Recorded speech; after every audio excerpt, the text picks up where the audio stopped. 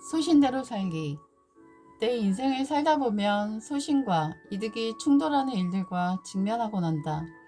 나는 깊게 생각을 한 다음에 항상 소신을 선택했던 것 같다. 계속 유지할 수 있는데도 그 타협을 하지 못해서 항상 불이익을 당한다. 하지만 마음은 항상 편했던 것 같다. 왜냐하면 소신은 마음의 평안을 가져다 주고 소신 없는 이득은 마음을 불편하게 하기 때문이다. 내가 했던 선택 중에서 가장 힘들었던 선택이 하나 있다. 그것은 인도네시아와 이스라엘을 선택해야 하는 상황이었는데 그때 이스라엘 팀은 내가 좋아하는 사람들이 가득했고 그리고 분위기도 굉장히 좋았다. 하지만 인도네시아 팀은 불협화음이 있었고 내가 불편해하는 사람들도 있었고 자연환경이 그때 당시 화산이 터지는 좀 위험한 상황이기도 했다. 하지만 그때 나는 인도네시아를 선택했다. 왜냐하면 진정한 봉사는 어려움 속에서도 헤쳐나가는 것이라 믿었기 때문이다. 그리고 인도네시아에서 나는 잊을 수 없는 경험을 했다. 사람 때문에 너무나 고통스러운 시간들이었다. 하지만 그 안에서 또한 힐링받고 그런 관계들도 있었고 또한 많은 좋은 경험과 배움을 얻을 수 있었던 아주 소중한 선택이었다. 십몇 년 전에 한 선택이었지만 지금도 다시 그걸 선택하라고 한다면 나는 똑같은 선택을 할 것 같다. 소신과 이득, 의미 있는 불편함과 의미 없는 편안함. 그 과정 속에서 나는 항상 의미를 선택했다. 그리고 많은 고생을 했다. 하지만 일부러 돈을 주고서라도 나는 귀중한 고생을 하는 것이 더 낫다고 생각한다. 내가 좋아하는 말 중에 이런 말이 있다. 나보다 못한 것을 가지고 나보다 더 훌륭한 삶을 산 사람도 있고 나보다 더 많은 것을 가지고도 나보다 훨씬 못한 삶을 산 사람도 있다. 우리가 갖고 있는 외적 조건은 우리의 삶을 결정할 만큼 중요한 것이 아니다. 내가 인생을 운전해가는 가치관의 운전대가 과연 어떤 방향을 가고 있는가? 그것이 가장 중요한 것이다. 반찬 줄이기 프로젝트? 나는 요즘 반찬 줄이려고 노력 중이다. 그래서 반찬을 여러 가지 해놓고 먹는 습관을 없애기 위해서 요리를 덜 하려고 애쓰고 있다. 왜냐하면 식재료가 낭비되거나 버려지는 일들이 간혹 있었기 때문이다. 그래서 반찬을 적게 만들고 그리고 그걸 다 소진한 다음에야 반찬을 만드는 것을 충실하게 하려고 노력 중이다. 그런데 내 마음에는 항상 불안 증세가 있었다. 왜냐하면 반찬이 부족하면 어떡하지?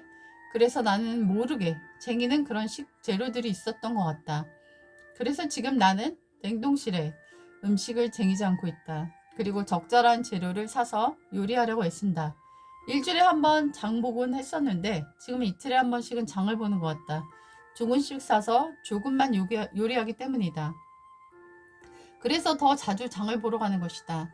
나는 시장이 20분이면 갈 수 있는 거리인데도 그걸 자주 안 가려고 일주일에 한 번 장 보기로 했다.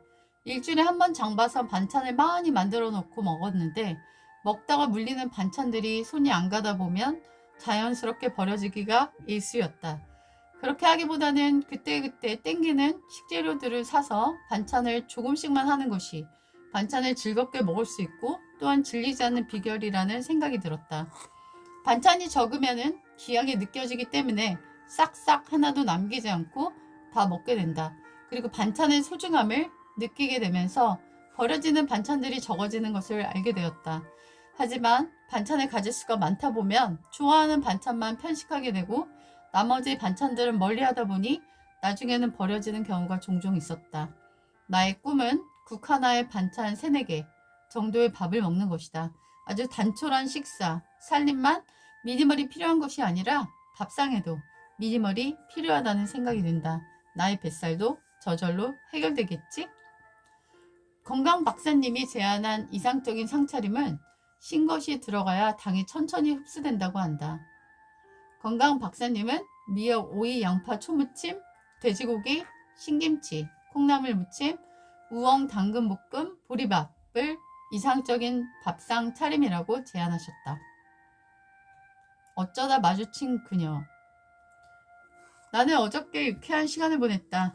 운동하러 갔는데 개 4마리를 몰고 오는 아저씨가 있었다. 한 마리만 목줄을 잡고 3마리는 목줄을 방치한 채 길을 걷고 있었다.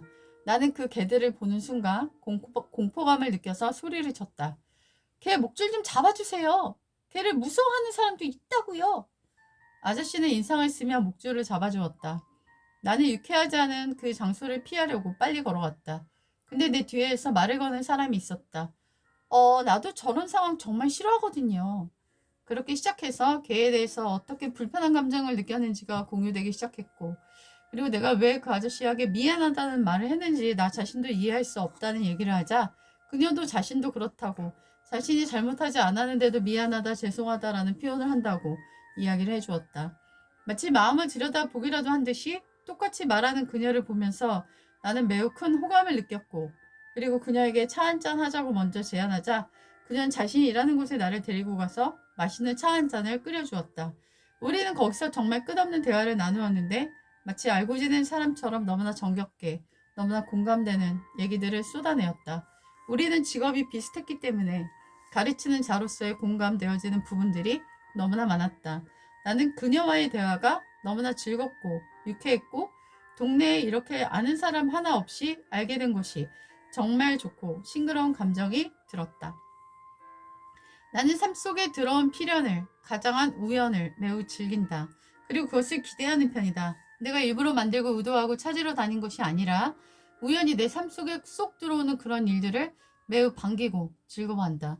그리고 그런 관계가 어떻게 내 삶 가운데 연결어갈지 매우 기분 좋게 기대하고 있다.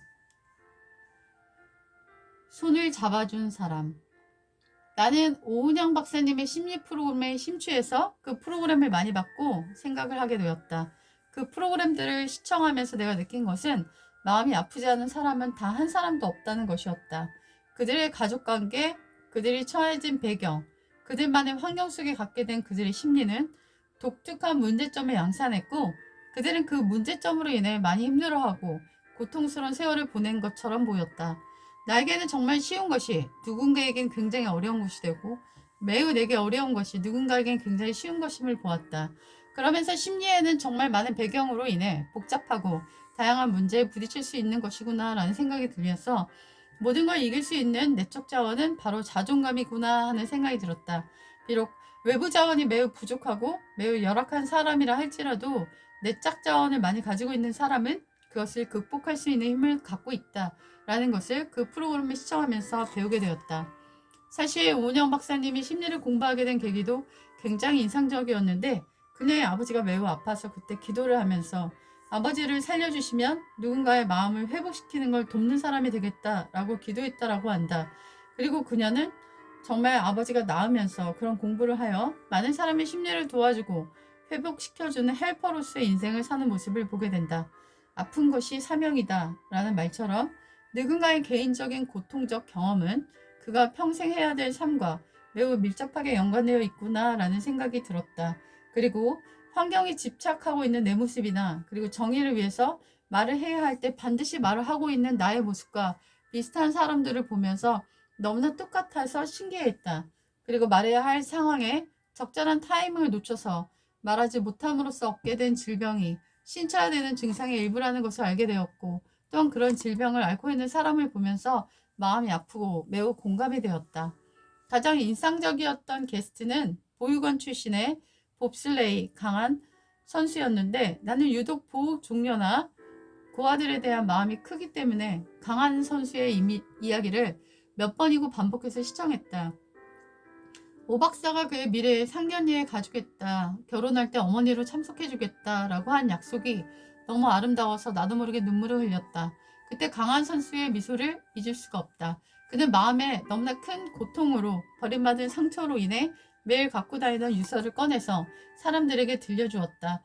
그때 그 어느 패널 중에 한 명이 그의 유서를 버리고 내 마음을 강하게 하는 글을 써서 지니고 다니라고 조언을 해주었고, 강한 선수가 그의 유서를 찢어버리는 모습을 보였을 때 나도 모르게 기쁨의 웃음을 터뜨렸다. 누군가를 돕는다는 것은 정말 아름다운 것이다. 그리고 도움받는 누군가가 회복된다는 것은 정말로 기쁜 일이다.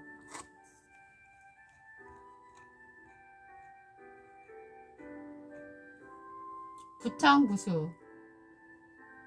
우연히 신랑 핸드폰을 보다가 친구에게 10만 원을 빌려준 것을 봤다. 오늘까지 갚는다고 했는데 간간무소식이다. 아버지가 아프시다고 해서 안 돼서 보내줬다고 한다. 낮에 둘이 동행을 보았다.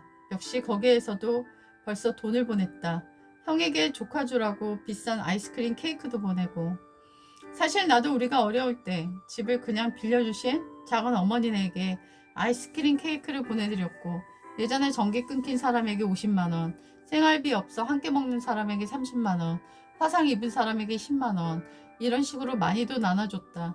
아, 내가 왜 내 반쪽과 결혼했는지 알 것 같다. 우리는 너무 닮은 꼴이니까. 언젠가 우리도 어려울 때 부메랑이 돼서 돌아오겠지?